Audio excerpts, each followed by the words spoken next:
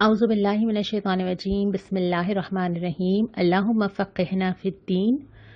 आज हम पारा नंबर 10 का आगाज़ करेंगे और पारा नंबर 10 में भी अभी सूरह अनफ़ाल ही जो हमने कल शुरू की है इसी का तसलसल चलेगा।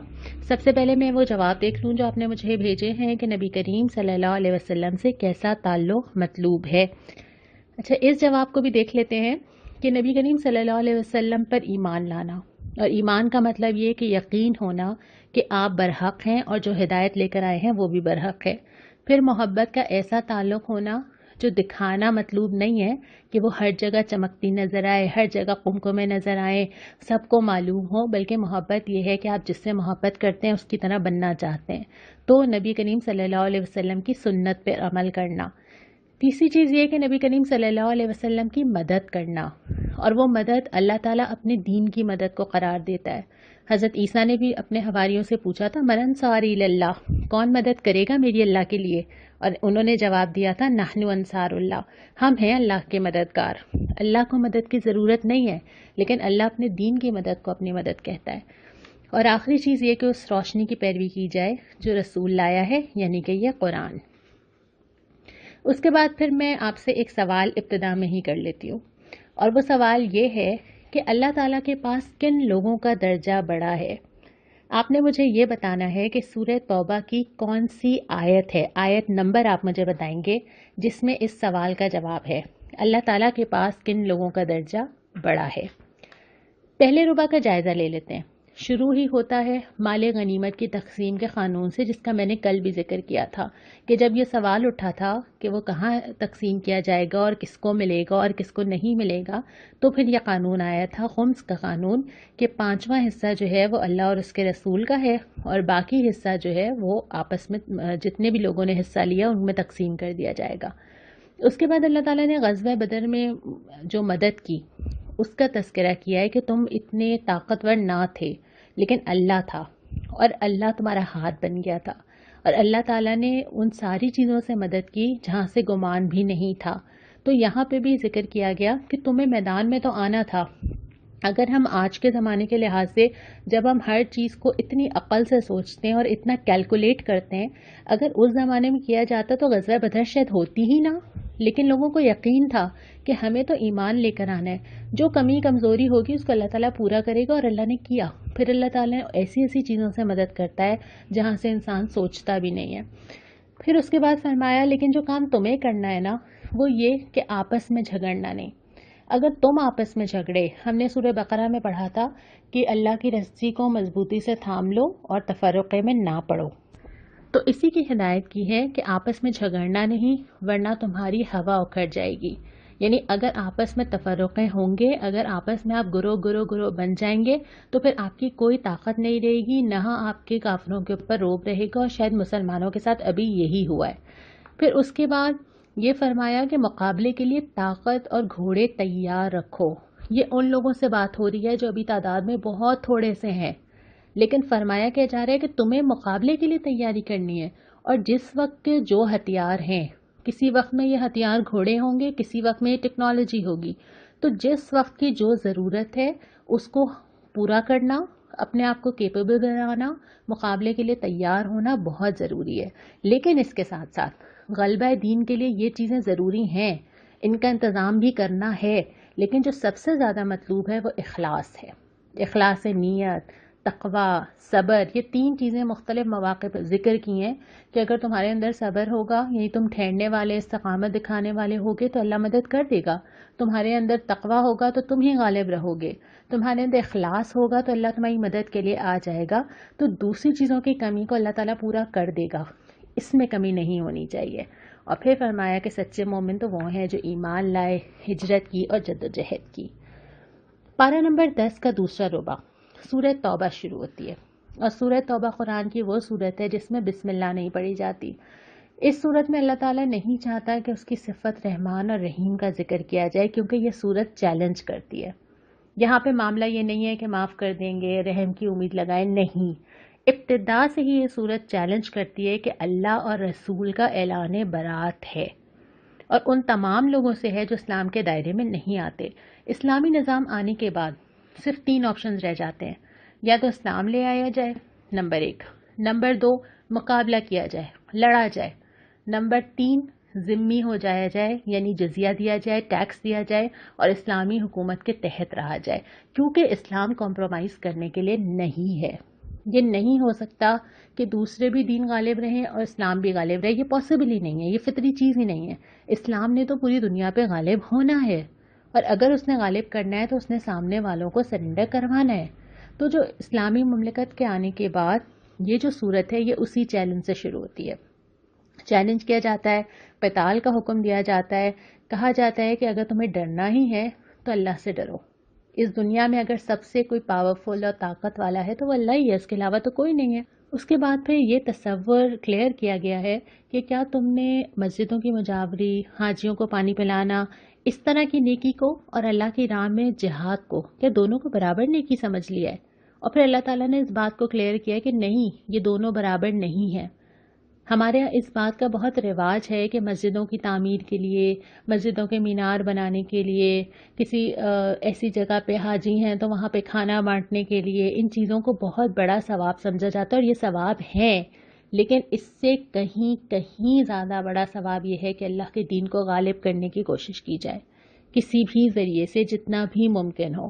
تو یہاں پہ بھی یہی فرمایا گیا ہے کہ اگرچہ وہ بھی نیکیاں ہیں، لیکن اس سے بہت بڑی نیکی یہ ہے کہ تم اللہ کے دین کے لیے، اللہ کے لیے جد و جہد کرو. اس کے بعد پھر ہلکا سا تذکرہ غزوہ حنین کا آتا ہے، اور اس کے بعد پھر اصول بتا دیا جاتا ہے. هو الذی ارسل رسولہ بالہدی ودین الحق لیظہرہ علی الدین کلہ ولو کرہ المشرکون. یہ اللہ ہے جس نے اپنا دین اور ہدایت غالب ہونے کے لیے بھیجے ہیں. یہ جو اللہ کا دین آیا ہے نا، کسی کو کتنا ناگوار ہو، کتنا برا لگے، کتنا ہی وہ چاہتا ہو کہ ایسا نہ ہو، کافر ہو، مشرک ہو، منافق ہو، لیکن یہ دین آیا ہی اسی لیے. اس کو میری انفرادی زندگی سے لے کے میرے پورے معاشرے میں قائم ہونا ہے، اور جب تک یہ نہیں ہوا جب تک ہم دین پہ پوری طرح عمل نہیں کر رہے، تو یہ تو اللہ تعالیٰ نے طے کر دیا ہے.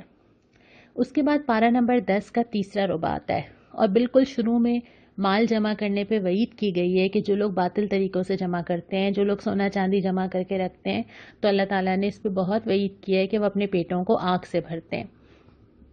نسی کے قاعدے کی مذمت کی گئی ہے.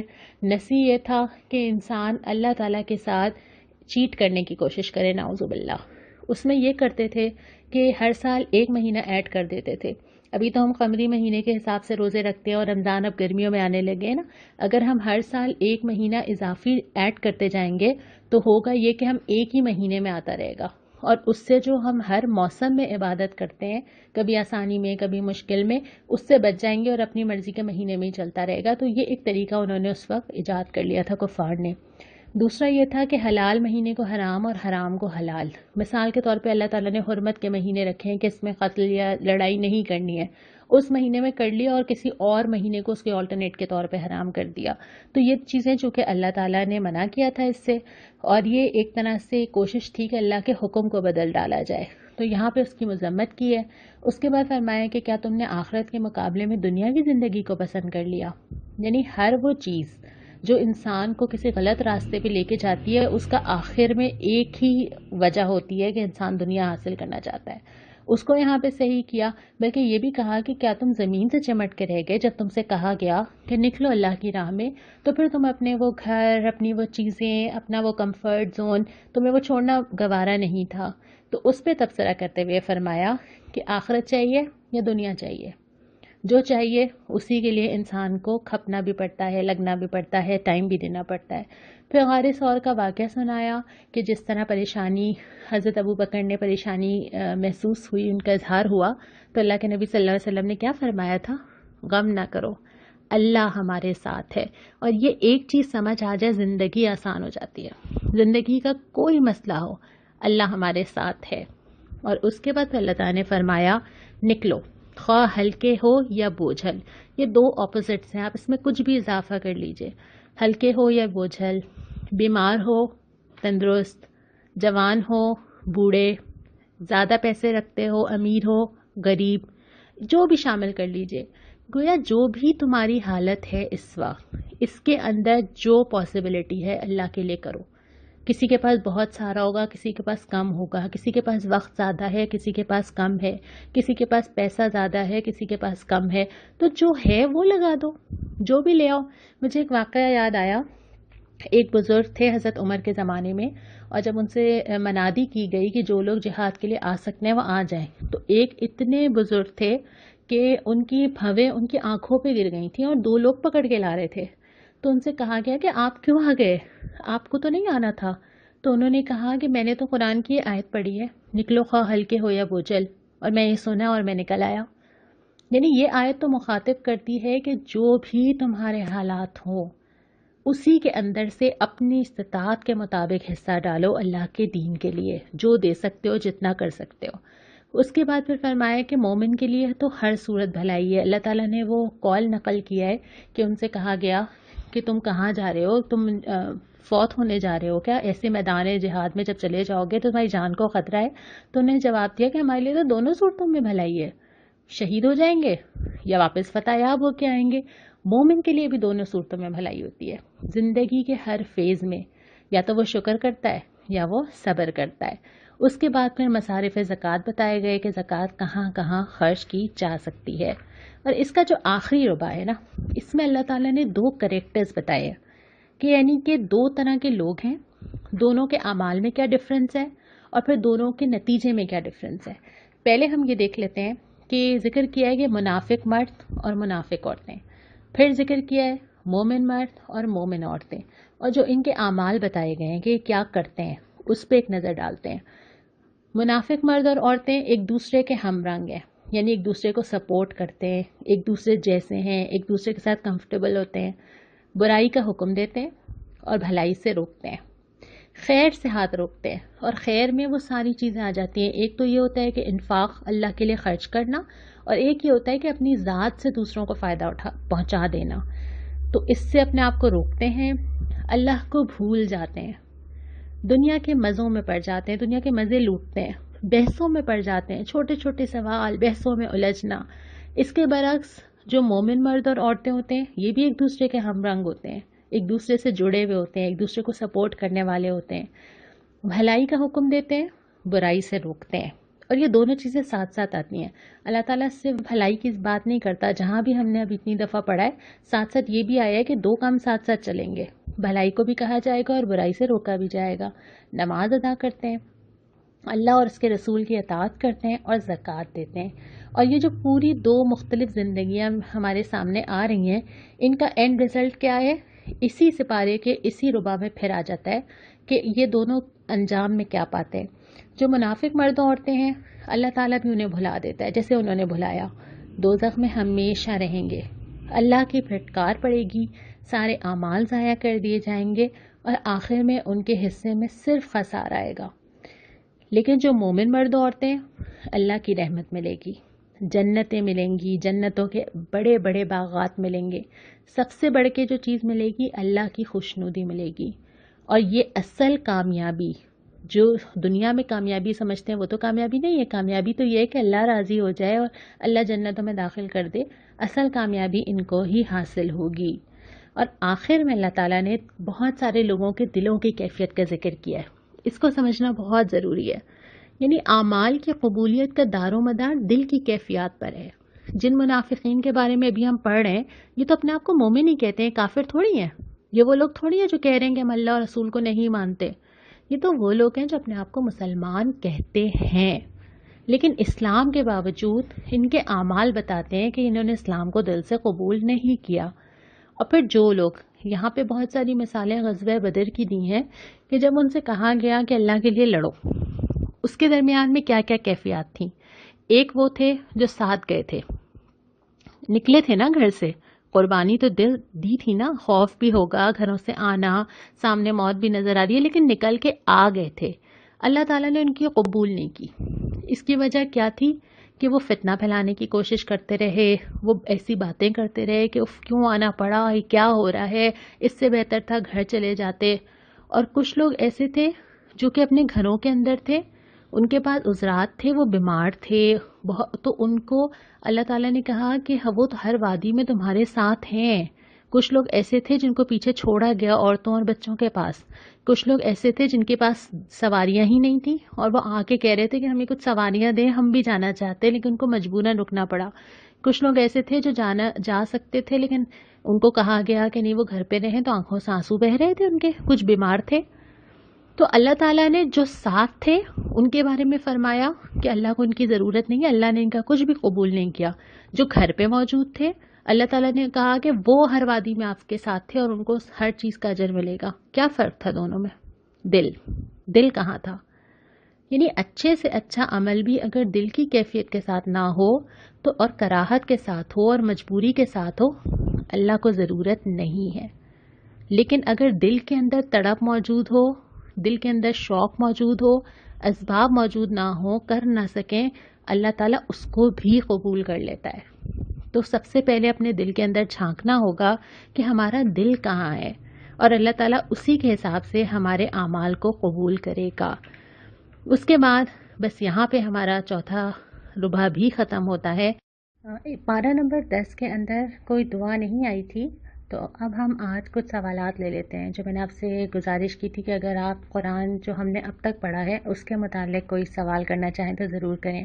اس میں سے جو فقہی مسائل تھے ان میں سے میں نے بہت ساروں کو تو براہ راست جواب دے دیا، لیکن یہ کہ ہم چونکہ فقہ کی بہت تفصیل میں نہیں جا رہے یہاں پر، تو اس لیے وہ سوالات میں نے نہیں لیے ہیں۔ اچھا، ایک کوثر پروین سر سید ٹاؤن سے ان کا سوال ہے کہ کیا ہم لباس کے مقاصد کو پورا کریں؟ دیکھیں کوثر، یہ تو ہم خود بتائیں گے اپنے آپ کو۔ ہم نے جو لباس کی شرائط پہ بات کی تھی نا، ان کو ہم سامنے رکھیں اور اپنے لباس کو خود چیک کریں، لیکن 2-3 چیزوں کا اس میں خیال رکھنا ضروری ہے۔ پہلی بات یہ کہ اللہ کی بتائی ہوئی حدوں کو اور کلچر کی چیزوں کو مکس نہ کریں۔ بعض دفعہ یہ ہوتا ہے کہ ہم کلچرل چیزوں کو صرف اسلامی لباس سمجھ رہے ہوتے ہیں۔ اسلامی لباس اور ہمارا کلچرل لباس دو مختلف چیزیں۔ دوسری بات یہ کہ ہم لباس پہ پہلی نظر نہ ڈالیں، ہم پہلی نظر دل کے اندر ڈالیں۔ ہمارے یہاں جو اسلام پہ عمل کرنے کی ترتیب ہے نا، قرآن شروع کرتا ہے اندر سے، ایمان کی بات کرتا ہے، عقیدے کی بات کرتا ہے، فکر مندی کی بات کرتا ہے، تقوی کی بات کرتا ہے، بعد میں جا کے وہ والے احکامات آئے تھے جس میں اپیرنس چینج ہوئی تھی۔ ہم جب اسلام پہ عمل کرنا چاہتے ہیں تو ہم باہر سے شروع کرتے ہیں، اور ہم سب سے پہلے اگر بہت زیادہ دیندار نظر آنا چاہتے ہیں تو سکارف لینا شروع کر دیتے ہیں، حج سے واپس آتے ہیں فوراً سکارف لے لیتے ہیں۔ عقیدہ اندر سے درست ہونا، دل کا اللہ کی راہ پہ چلنا، اللہ سے تعلق ہونا، باقی چیزیں زندگی میں خود بخود آتی ہیں۔ اور یہی غلطی ہم یہ کرتے ہیں جب ہم دوسروں کو جج کرتے ہیں۔ ہم دوسروں کو بھی ان کے اپیرنس کی وجہ سے جج کرتے ہیں کہ وہ کتنے دیندار ہیں۔ اصل میں ایسا ضروری نہیں ہے۔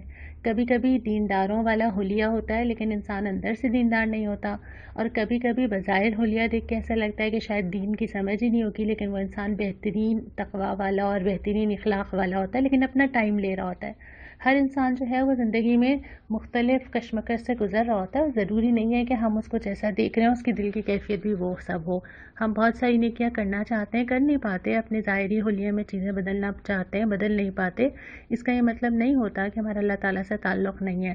تو پہلی چیز جس کی فکر کرنی چاہیے وہ یہ کہ ہمارا اللہ سے تعلق، ہمارا تقوی، ہماری عبادات کیسی ہیں، پھر یہ بعد میں بہت ساری چیزیں ہیں یقیناً ان کا بھی اہتمام کرنا چاہیے۔